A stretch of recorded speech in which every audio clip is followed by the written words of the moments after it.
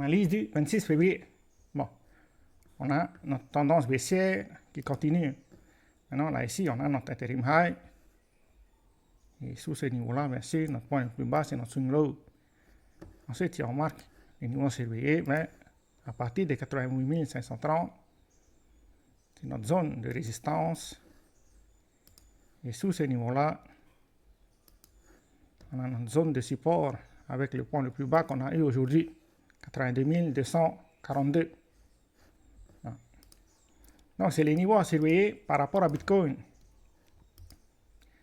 Maintenant, on a toujours des probabilités qu'on vienne tester ce niveau-là avant de reprendre un scénario baissier. Parce qu'il y a des probabilités qu'on vienne tester et probablement attraper la liquidité avant de reprendre une structure haussière. Ça, c'est vraiment si on a un scénario haussier. Le problème qu'on a aujourd'hui, c'est le gap qu'on a laissé, là, ici.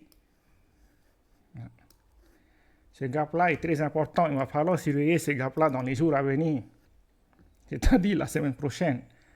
Parce que si jamais on continue notre scénario baissier, ben, il y a des probabilités qu'on aille combler le gap qu'on a laissé avant de reprendre une structure haussière. Et le gap, il va jusqu'au... Le gap, il descend jusqu'au niveau des 70 000. C'est pour ça qu'il faut vraiment surveiller comment le marché évolue dans les jours à venir. Pour le moment, on n'a toujours pas de scénario haussier parce que si on regarde bien les niveaux qu'on avait marqués hier, c'était cette zone-là et cette zone. Hier, ça c'était notre zone de résistance. Ici.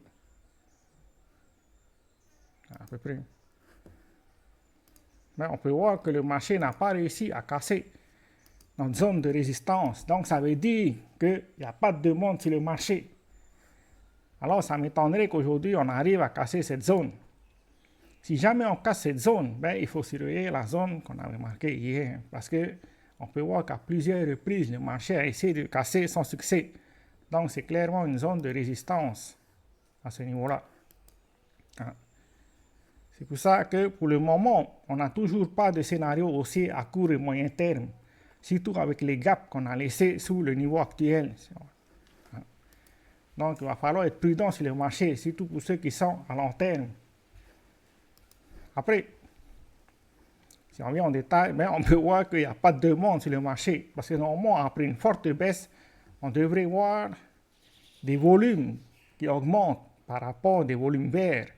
C'est-à-dire une forte demande qui entre sur le marché, des limites orders qui se positionnent. Mais on n'a toujours pas ce genre de scénario, que ce soit en contrat spot et en contrat futur. Et puis, si on vient là ici, il y a quelque chose qui est intéressant, c'est qu'on a un funding qui est négatif. Donc, ça veut dire que l'écart entre les perpétuels et les spots sont très élevés. Et qu'à un moment donné, le marché va devoir réduire cet écart. Donc, ça se peut qu'à court terme, on vienne tester notre zone de résistance avant de reprendre notre range qu'on a actuellement. Voilà. C'est tout ce qu'on a pour aujourd'hui. Ciao, ciao.